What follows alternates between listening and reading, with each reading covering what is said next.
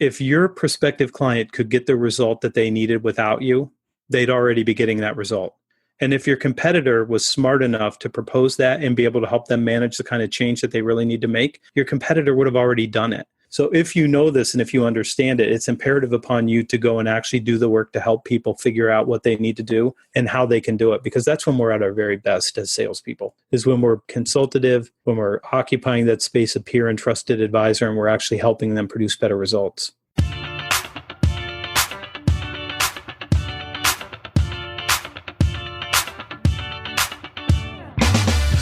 Hey y'all, welcome to Selling with Social, the podcast that helps marketers increase marketing qualified leads, sales reps to shatter sales results, and sales leaders to grow as leaders. Each show, we interview sales, marketing, and social media practitioners, leaders, and influencers to help you connect, close more deals, build stronger relationships with clients, and improve your sales productivity. I'm Mario Martinez Jr. You're now listening to Selling with Social.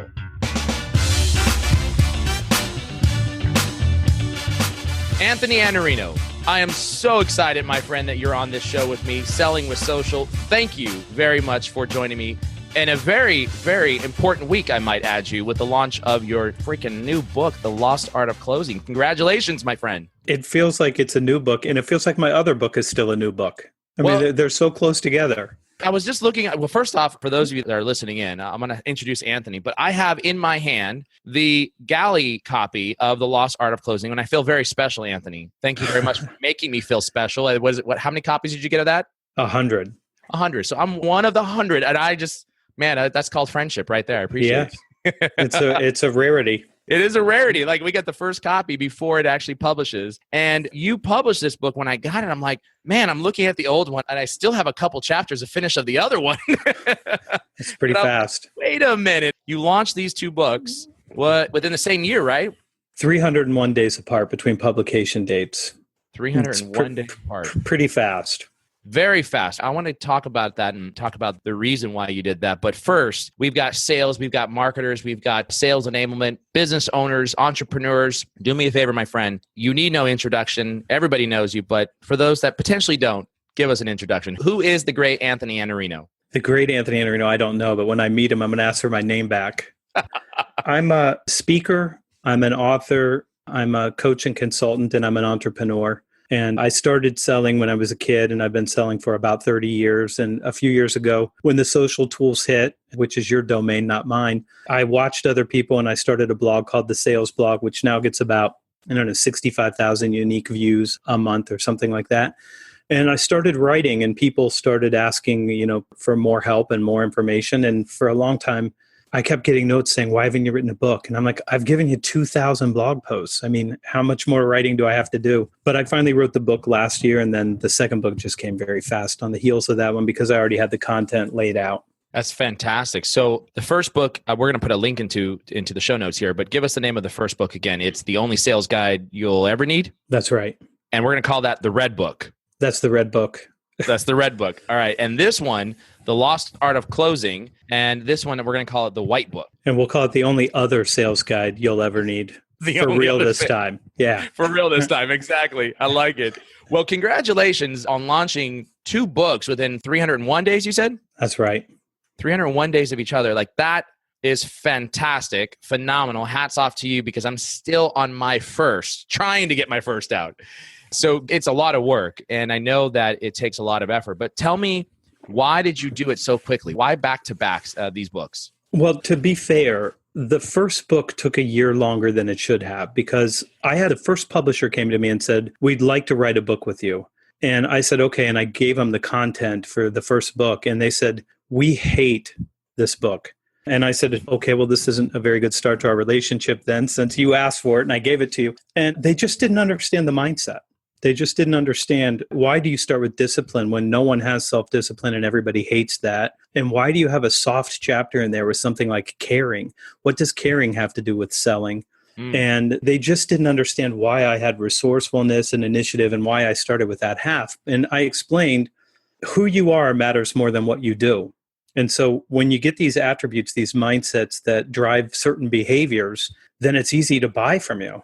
Yeah. And when you don't have these, then you make it hard to succeed because you've got some deficiencies in an area that needs to be improved. And they said, we still don't like it. And I said, okay. I said, well, here's the thing. You're going to have to trust me that I know how to help people sell. And I have to trust you that you know how to publish a book. And they said, not really. We'll just go to your blog and pull down some blog posts and turn it into a book. And I said, that's not a book. I already wrote that. That's already out. So that didn't work out. And then the second publisher said, just buy $80,000 worth of books from us and we'll print whatever you want. And I said, that's not a great value prop. And they said, we think it is. And I said, well, I would be your prospective customer and I don't. So we parted ways. And then I decided I'm just going to publish the book myself because I already have the platform. I've already done the work to develop relationships and they're not really bringing much to the table. True story for you, especially because you're a social guy. I got a tweet when Brent Adamson and Nick Toman were printing the Challenger customer. Yep. And the editor said, we're doing the research to see who has the biggest profile in sales. And your name is at the top of everyone's list. And we have no idea why you haven't written a book. This is a DM through Twitter. And I said, well, I have written a book. And he said, we can't find it anywhere. And I said, well, that's because I'm publishing it 6 weeks from now. And he said, can we talk? And I said, sure. And then I told him the name of the book, which at the time was 17 Elements, because there's 17 elements in the book. And that's how direct I am. If you have a blog, you call it the sales blog. If you have a book with 17 elements, you call it 17 Elements. 17 Elements. And they said, that's a stupid name. We hate it. And it should answer the question in the buyer's mind. And I said, oh, you mean like the Challenger sale? What question was the buyer asking? And they go, well, that's a bad example. I said, the bad example sold 300,000 copies. So you could do worse. And basically, I said, you have a lot of opinions about all the things I've done wrong, and I appreciate that. But why don't you read the book? Tell me everything that I should change in the next 6 weeks, and I'll change it because I'm in total control. And they said, if you sell as many books as you say you're going to sell, which was a modest number, honestly, they said, we will give you a 2-book deal. And 6 days later, I got another direct message saying to go look at my inbox, and I got a 2-book deal. When they read it, they said, we understand completely what you're doing. We love it. They got the idea that it was a competency model, and you need these mindsets and these skill sets. And from that point, we were off to the races. Yeah. So that year, though, I handed it over. The book was already edited and done. I just had to wait for production. So while I was waiting for production, I went ahead and wrote the second book. Wow. Fantastic. So you were back to back. And, I got to ask you this question, Anthony. A lot of sale, you're obviously in sales. You head up sales for your own Anthony Iannarino, your personal brand, along with the company that you are part of. Which, by the way, can you just talk a little about your background on what you actually do full-time as well? I own 3 other businesses, all in the temporary staffing world. And the first one was started by my mom and her business partner when I was a kid. And then we started a second one, and then we started a third one. So I'm still actively engaged in those businesses and have an equity stake in those businesses. So yeah, what I do is real because it has to work. Yeah. So you're not just a theorist here when we're talking about, giving advice to salespeople. You are a practitioner and also a thought leader in this particular space. And so I got a plain old question. You do videos every day, which, by the way, if you're not subscribed to Anthony's video channel, in the show notes here, you'll be able to get access to that. You just published 2 books within 301 days of each other. You do a blog every single day. And then you do a wrap-up weekly newsletter, which is different than all the blogs that you've done. Like, man, you're on fire, but how do you find time to write? And what's your passion behind writing for sales? I'm a writer, and I don't understand how people don't write. I mean, so that's the shift. I have people say, how do you write every day? And I'm thinking, how do you not write every day? Because you have all these ideas that come through that have value to other people. And to me, it just makes sense to write it down and share it. And I think the interesting thing for guys like us who are doing what we're doing right now is that you can write anything you want and the market's going to judge the value, but Google's going to help it find the market anyway. I mean, and so you can say, I don't really think this idea is very valuable. I'm writing a throwaway idea. And I've done that dozens of times and thought, this is the throwaway idea. And those are the ones that people send you notes on and say, that post changed my life. And you're like, no, not that post. You mean this post that I slaved over that I think is super thoughtful that no one cared about. And no one cared about that one. And Google helps the people who need you find what they need when they need it. And all your ideas have value to someone. And I think that's what, for a lot of people who are struggling with content creation, it's because they're the critic and they're the creator at the same time. And you have to really separate those 2 ideas. When you're the creator, create. And when you're the critic, be critical. But for most of us, we're way too critical. Yeah, I totally get that. The challenge for someone like myself is, what do you say to somebody that feels like you just don't write very well? What do you do? And I know you have a story because you also felt that way, or maybe still feel that way. I don't know, but I know you started out with that challenge as well, but you didn't like your writing. So talk to us. Go back. I have the archives of every post I've written. So go back to 2008 and 2009 and see if you think I was a good writer. You won't, I promise you. And the way that you get better at anything is doing it. And if you write every day and you spend, I don't know, an hour writing every day for years, you do improve and you start to be more effective. And I think that the challenge for me at that time was it would take me an hour to write a post.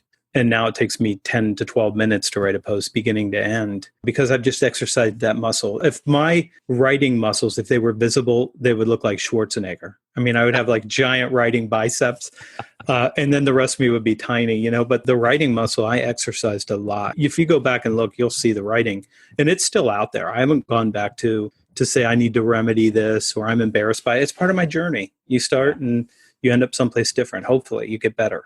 Yeah, fantastic. Well, let's get into talking about the lost art of closing, winning the 10 commandments that drive sales. 10 commitments. You're getting biblical there. I'm sorry, not commandments. Yeah, I'm sorry. Excuse me. Winning the 10 commitments that drive sales. My apologies. First off, anything related to driving sales is something that hopefully every salesperson or anybody that's responsible for driving revenue has got to be interested in. But tell me a little bit about the inspiration behind this particular book. And then I want to get into a little bit about what the book is about. In 1993, it was a year after I'd had my brain surgery and I ended up back in the family business. So I'm in Columbus. I'm not allowed to drive. I end up outselling everybody in the company and I end up being the sales manager. And then I felt as soon as I got that role, I felt like I have to now know what I'm doing. And I started reading everything. And the one book that I picked up there were two books by Neil Rackham. The first one that I picked up was Spin Selling. And the interesting thing that struck me out of that book was the 3 pages before he actually gets into the spin model. And in those 3 pages, he said, after watching 34,000 sales calls, one of the primary differentiators between successful people and people who weren't succeeding was that the successful person always got an advance or some commitment. Didn't matter what the commitment was. It wasn't a close for the business. It was just the customer made some commitment to do whatever came next. And the salespeople who failed or were struggling took what he called a continuation, which is, Mario, it's great meeting you. Love to chat again sometime. Reach out to us again in the future. Love to reach out if we ever have anything to talk to you about. And those salespeople that left with the continuation didn't do well. And when I read that, it struck me and I thought, I'm just never going to leave a meeting without another meeting. That's what I'm going to try to do. If that's the difference, that and the implication section of the book, actually knowing why someone should change, that's super powerful, still powerful. I just started always having at that time, this is pre-digital, I did have a 40-pound laptop, I think, with an orange plasma screen, but you're not carrying it into a sales call. I had a Franklin Covey binder, and I would always sit the binder open with my calendar open on the desk and then take notes on a legal pad. Yeah. And that's all I ever carried into a meeting. And at the end of the meeting, I would always ask the customer, hey, could you open your calendar? And then let's just go ahead and schedule the next meeting now while we're together. And I just made it my practice. And over time, I realized I could help other people do this. And then I built a sales force at that. The second book was Rackham's Major Account Sales Strategy, which no one is about, totally underrated, absolute must read if you're in sales. But what I recognize now is that we had this Blake from Glengarry Glen Ross, always be closing, ABC, always be closing. That's self-oriented, take their money, get them to sign on the line as dotted. And we're not those salespeople anymore. The pendulum swung, but it swung so far to the other side. Now it's never be closing. Wait for the buyer to reach out to you. Wait for the buyer to tell you they're ready to take the next step. Let them lead the process. And your buyer has no idea that they have the responsibility to lead any process and wouldn't know what it was outside of an RFP in the first place. Right. So what I'm hoping to do with this book, and the early reviews have said this is what we need, but it's to swing the pendulum back to always be closing, but not for that final close and not in that self-oriented way, but in the way where you say, as somebody who wants to serve other people, as somebody who wants to be consultative and who hopes to be called a trusted advisor, I have to know what the process of change needs to look like on the buyer side. And that means they need to make some commitments to do some things that allow them to make that change.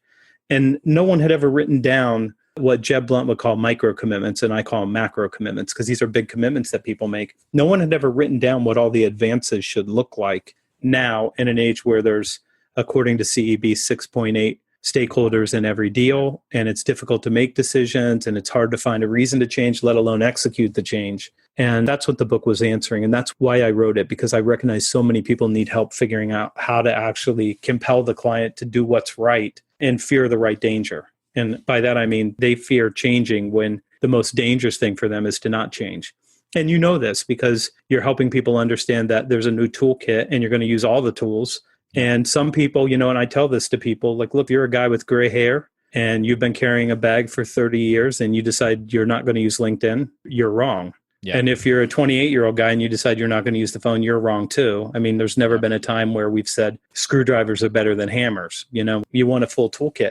But it's the same. The client's doing the same thing, saying, I'm afraid of changing because this is what I've done. And this is a book to help move them through that.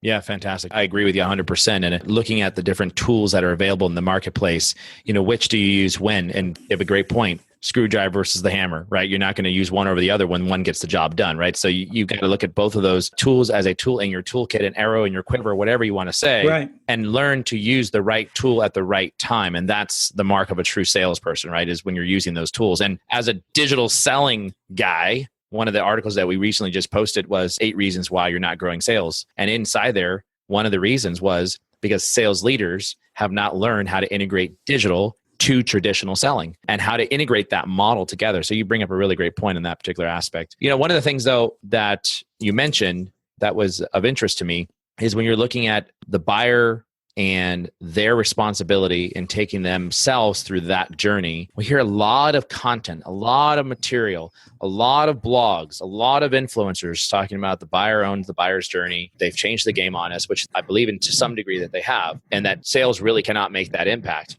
I believe that that's wrong. Talk a little bit about whether or not sales can help make an impact in the buyer's journey and the process to actually close deals. And case in point, give you the example is the buyers are going to buy when the buyers are ready to buy, right? And so has that changed? Is that different messaging? Should people walk away from that? We have no control over that from a sales perspective, or do we have control over that? You have influence. I mean, you never have control. In the book, I talk about controlling the process because it's your job to try to control the process. You're not trying to control the outcome. If you're going to go back to ABC, always be closing, that's trying to use tie downs and tricks and tactics to control the outcome. Yeah. We're trying to control the process, which means we want agreement on what should come next. And it's interesting because I was with CEB and I was with Brent and Nick with a group of people in DC. And they started talking about the 57% statistic that buyers are 57% through their journey. Yeah. And I told Brent directly, this is the beef I have with you, is that you put this statistic out here and it's cited all over the internet that sellers are not empowered. There's nothing we can do. You have to wait till they get to this point. And I don't believe that's what your intentions were.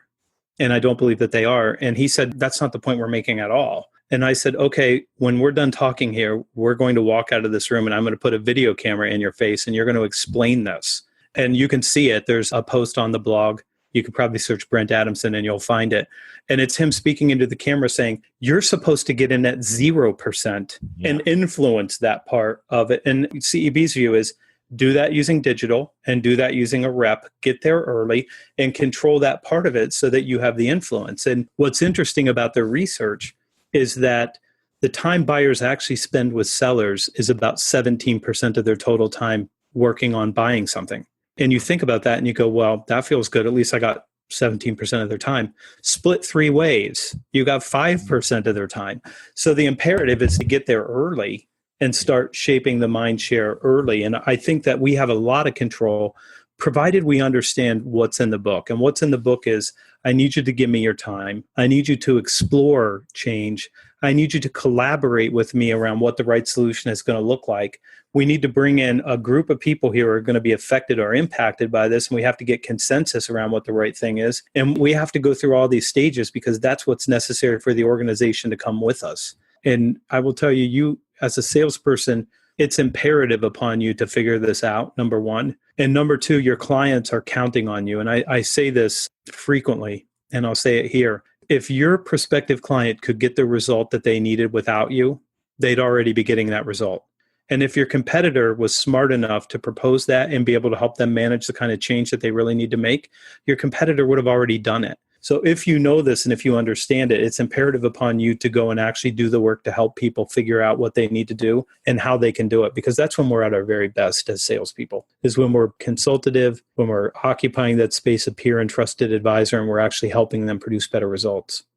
Yeah, I agree with you. I definitely want to go back and pull that video. That'd be great to just take a look at what Brett said. But they're absolutely right in terms of the process. And I agree with you 100% that reps need to be in at the beginning as much as they possibly can. You're totally behind the eight ball when you are getting in at the RFP stage, right? And then, at that point, you haven't developed a relationship. Now you're just responding, and there's a slim possibility that you actually may win the business. I definitely have a sales experience that happened. but let me tell you, how many gray hairs, you can see all the gray hair here, how many gray hairs grew from that. So in the book, you take us through, and you just rattled some things off. You talked about the commitment for time, explore, change, collaborate, and you go through a number of different commitments, obviously winning the 10 commitments. Talk a little bit about, out of the 10, which one really is the most applicable, or is your favorite that you like talking about with sales folks that could really impact what I do right now, today, in terms of helping me close and or win business and or get into? There's three of them. There's three of them that tend to, if you were to just study three, and I'm going to leave out a big one, I'm going to leave out consensus, but if you were to just study three of them, the commitment to actually change, where I say something to you like, Mario, we've explored this idea and it sounds like there's value here, but you'd have to be willing to change what you're doing now. Does it make sense for you to commit to doing something different and go through this process, or is there something else that we should be working on together? I can't tell you how frightening that sounds to salespeople to say something like that, because they're afraid they're going to hear a no. And they might. But if you hear a no, then, well, now I know they're probably not willing to do this right now. And you could get a dozen reasons why. But I see tons of deals in pipelines where I tell the story in the book on one of them, it was 1,741 days old. And a sales cycle that's 180 for that particular client I was speaking to. And I told the sales leader directly, if that child was starting school, it would be going to kindergarten right now. That's how old it is. I mean, it's a 5-year-old deal. It's not a deal because no one committed to change, or they would have changed by now. That's a tough one. The second one that I would talk about is investing. And if your client could get the result that they want right now, spending the money that they're spending, they'd be getting the result. But they're not. And it's because mostly we've allowed customers to underinvest in the result they need because we want to tell them they can get better and faster and cheaper just by moving to us. And that's been a practice for so long. But if you want to be consultative and you want to be a trusted advisor, you have to be the person who can actually help them spend more money so that they can have the execution that they want. And what they don't understand that we're responsible for teaching them now is that every time you reduce what you're spending, you're taking money out of your own solution. You're not taking money out of my profit line. If I have a net margin of 4%, I still have to have a net 4 at the end of the year next year too. I can't go to net -7 because I gave you a discount or because I'm discounting across the board. That's how companies get in trouble. So the best person to work with is the person that can help you justify the delta between what you're spending now and what you should spend so that you can get the real results you want. But that's a tougher conversation, and people have to be willing to have that conversation and ask for the commitment to spend what's necessary. The third one, and if I could just give people one, if you only do one thing leaving this podcast, to just do this. Never, ever leave a meeting where you've handed over a proposal and a pricing without having another meeting to resolve the concerns that you're leaving the customer with when you walk out. Because you walk out and they go, I liked Mario. He's a great guy. You know what I'm wondering? Is this team, can they handle 1,100 reps? That's a lot. Do they have the training resources to do that?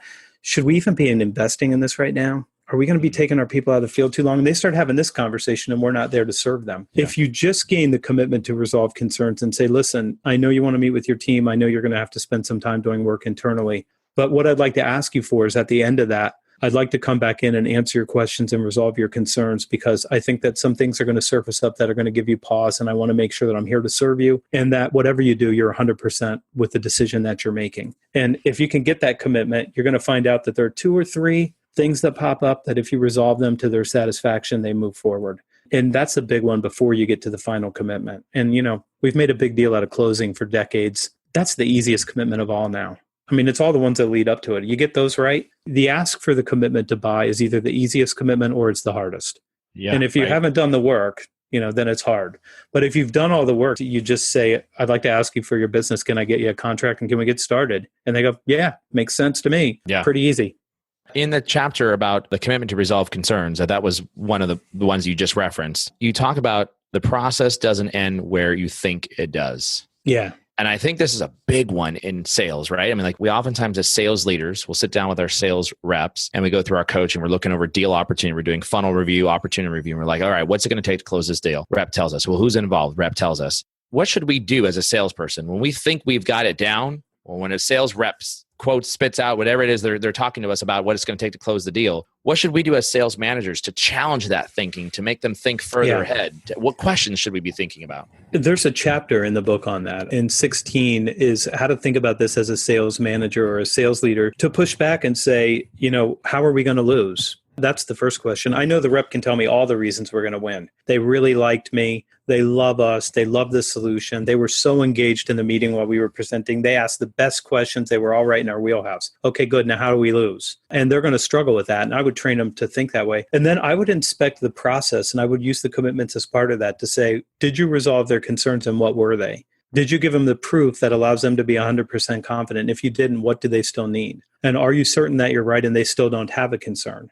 And how many stakeholders did you speak to about these concerns, and who was left out? I mean, you've got to push back and challenge this thinking, because salespeople, listen, I am one. So when I'm saying this comes from a place of peace and love. There's no doubt about it. But here's the deal. We're optimistic. We have to be. We have to go from loss to loss with no loss of enthusiasm, as Churchill said, right? You go from failure to failure with no loss of enthusiasm. We have to be optimistic, but we also have to be realistic enough to say, listen, if you're optimistic that you can win this, then you can go back and say, Mario, listen, I feel like I've made a mistake here and I'm doing you a disservice. You probably still have concerns that I didn't ask you about. And I want to come out and sit down with you and make sure that you have everything that you need to be comfortable and confident moving forward. Because if you don't, that's my responsibility to take care of you.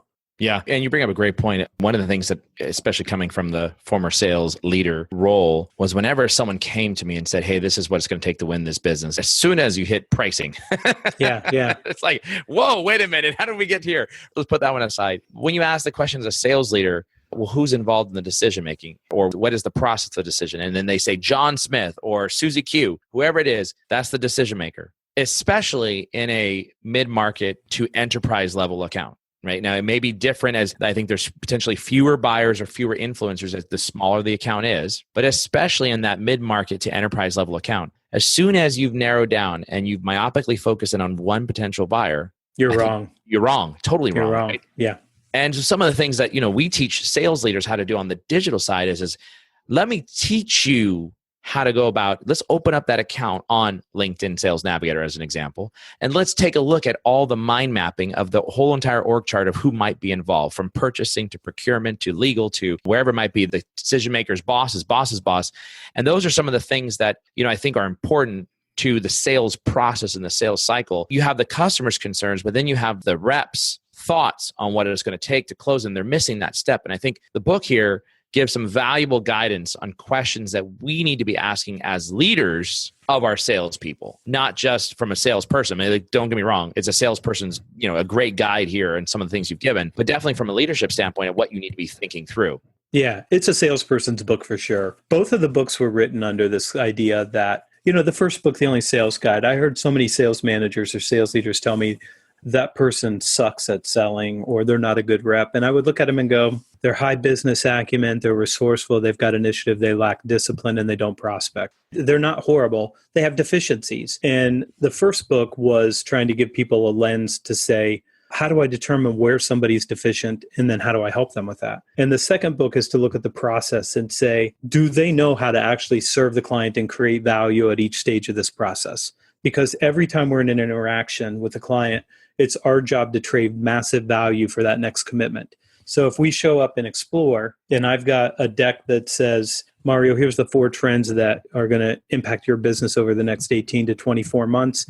And here's the decisions you're going to be charged with making. And here's some ideas about how other people are thinking about this.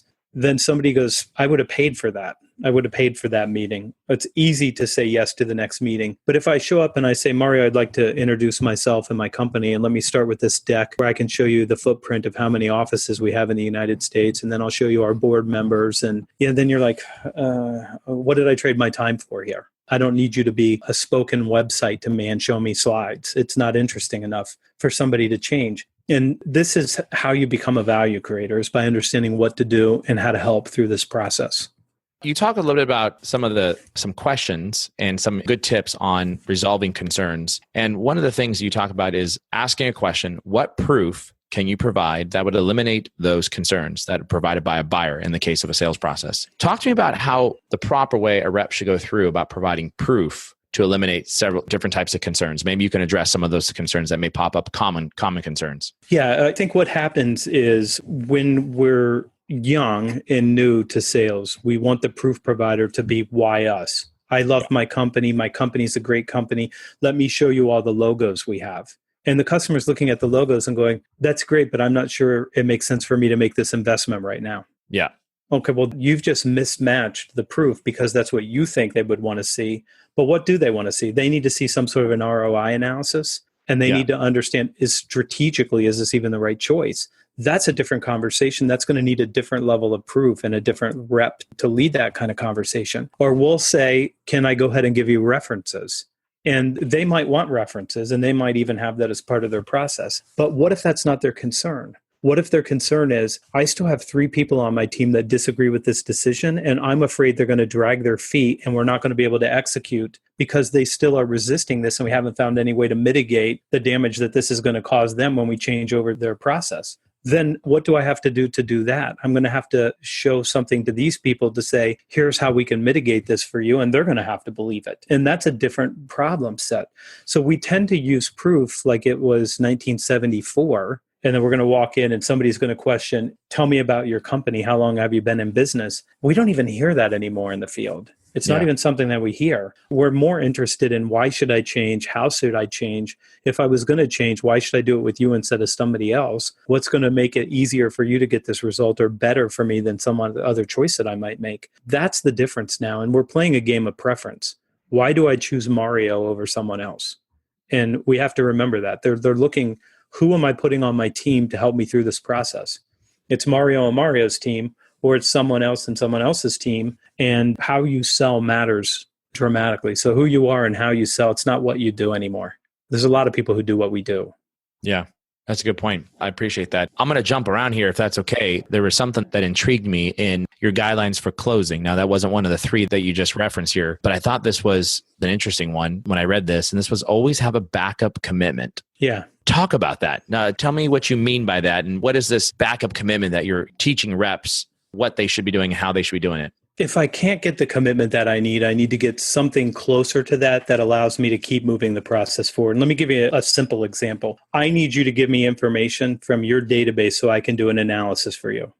And I'm going to get resistance on that. You know what? That's confidential. Can't give you that information.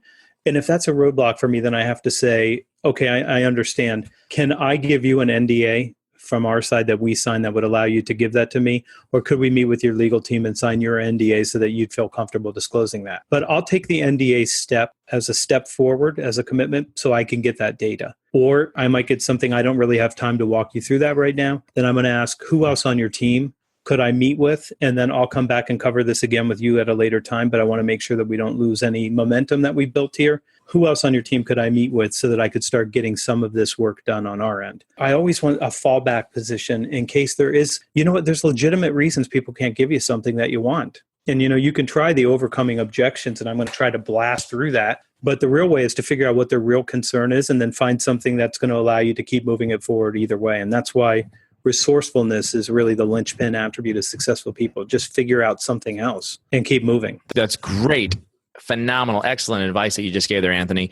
Should reps go into a meeting and document the commitment that they're looking for from a client, and then have a backup commitment in place? Yeah. Yes. And they should tell the client what the commitment they're going to ask them for is at the beginning of the meeting. They should say, Mario, listen, what I want to do today is I hope that I can share with you some things that we're seeing in the market so I can get your reaction to that. And then I'm going to ask some questions, and I'm going to give you a deck that you can challenge your management team. And if this goes the way that it typically goes, you're going to have more questions at the end of this. So I'd like to ask you to open your calendar at the end, and we'll schedule time for me to come back and give you the answers to some of the things that we uncover. Is that okay with you?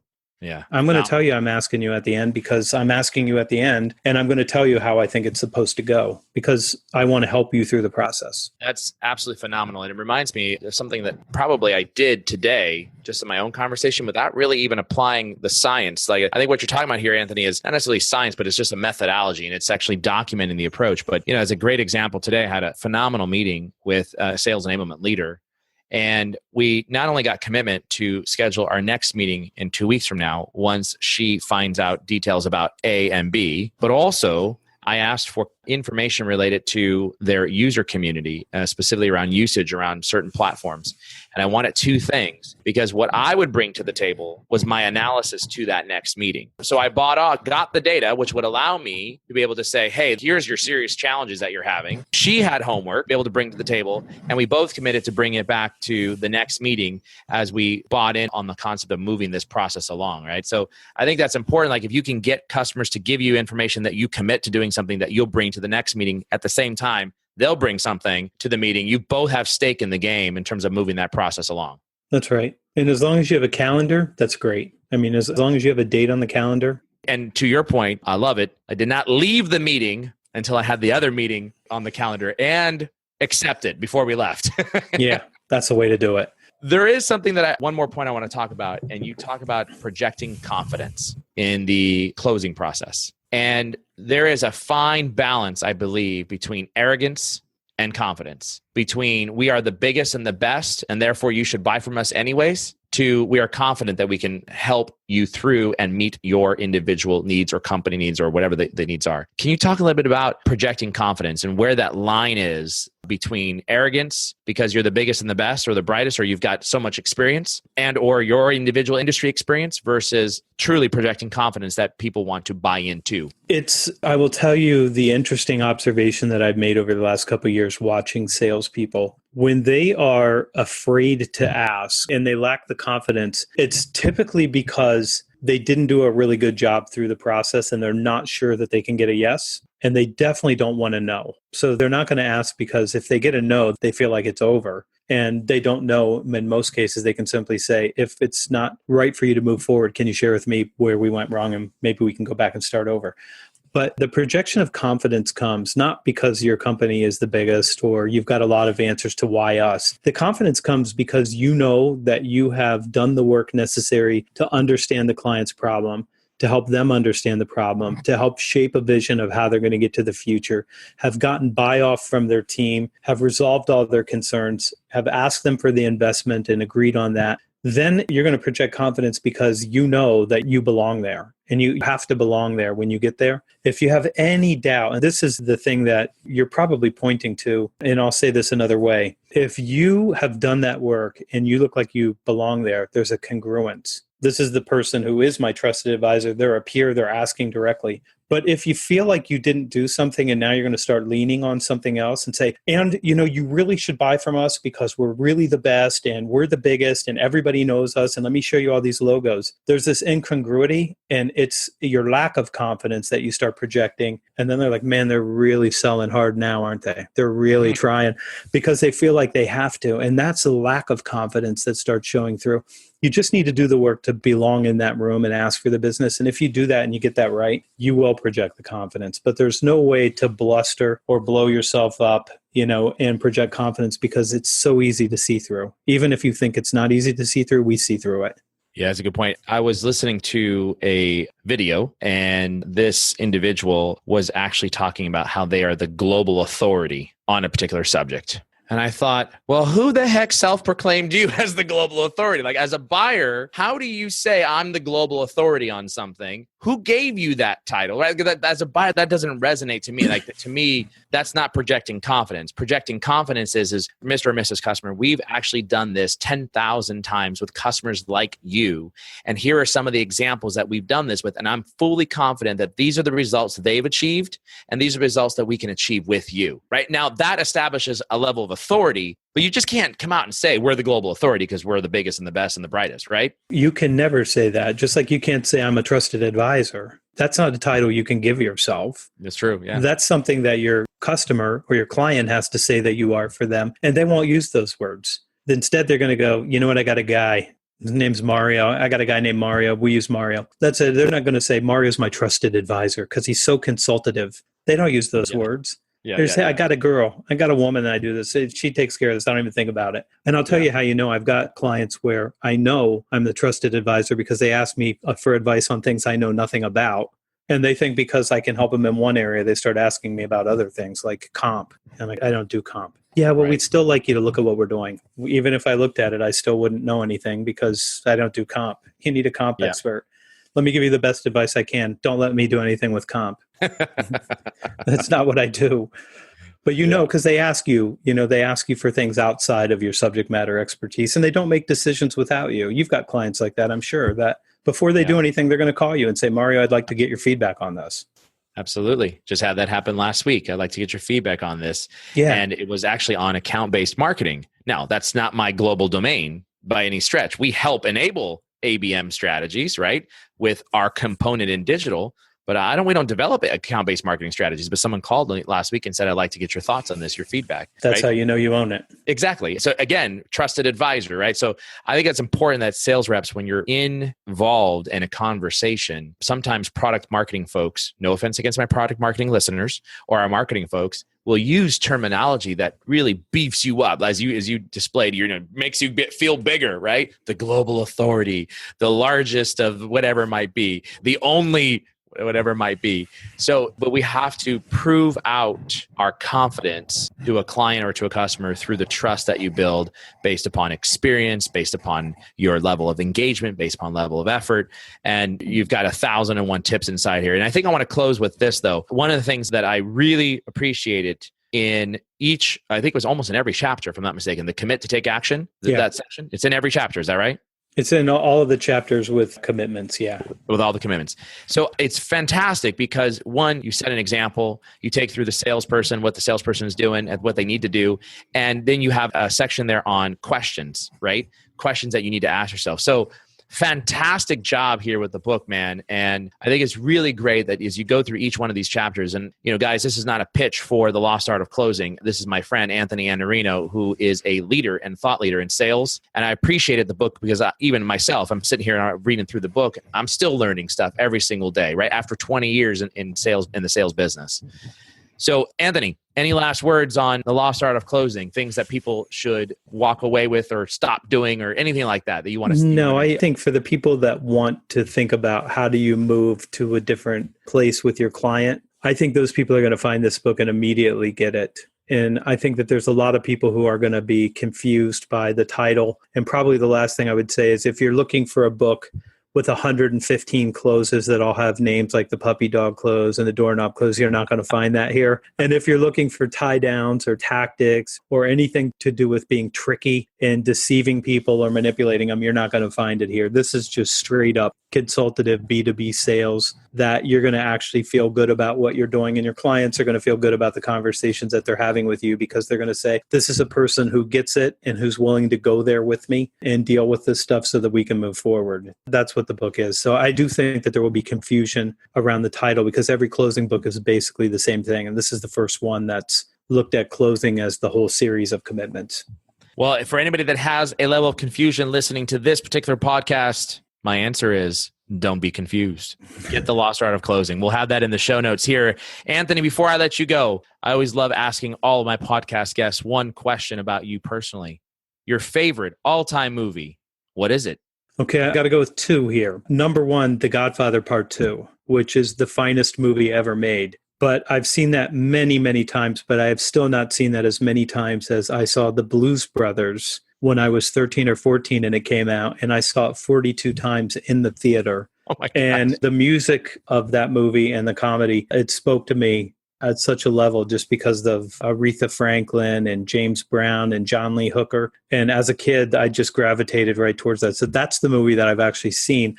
I'll say The Godfather, but really probably it's The Blues Brothers. The Blues Brothers. I love it. Well, last week I had Steve Nudelberg on the podcast and we were singing Shaka Khan. So, Aretha Franklin, Shaka Khan. We've got a whole series of some great artists that you're just mentioning there. So fantastic. If anybody wants to get a hold of you, my friend, what's the best way to be able to get in touch with you? Is it LinkedIn, Twitter, email? thesalesblog.com. And at the top, every social button, I'm going to connect with you on LinkedIn or Twitter or Facebook or whatever you want. Fantastic. Anthony Iannarino, thank you very much for being on Selling with Social. This was a fantastic discussion. I really appreciate it, my friend, and looking forward to seeing some great success come out of the lost art of closing here with this particular book. Thanks so much for your help. Yeah, you're very welcome, buddy. Thank you for being on the show, Selling with Social. Thanks so much for joining me on that episode of Selling with Social. I hope you found as much value in that episode as I did. Here's what I want you to do next. Please go to www.vengreso.com. That's VENGRESO.com. VENGRESO.com. And make sure that you get access to our content. We've got the latest and greatest in digital sales, sales training, content marketing, and social selling strategies that are going to help you grow your sales pipeline. I look forward to having you on the next show of Selling with Social. Make sure you also go to vengreso.com/podcast to be able to get access to the latest and greatest Selling with Social episodes, along with any of the other episodes that we've got from Social Business Engines with my friend and partner, Bernie Borges, along with Conversations with Phil with my friend and partner, Phil Gerbishak. Thanks again for joining on Selling with Social.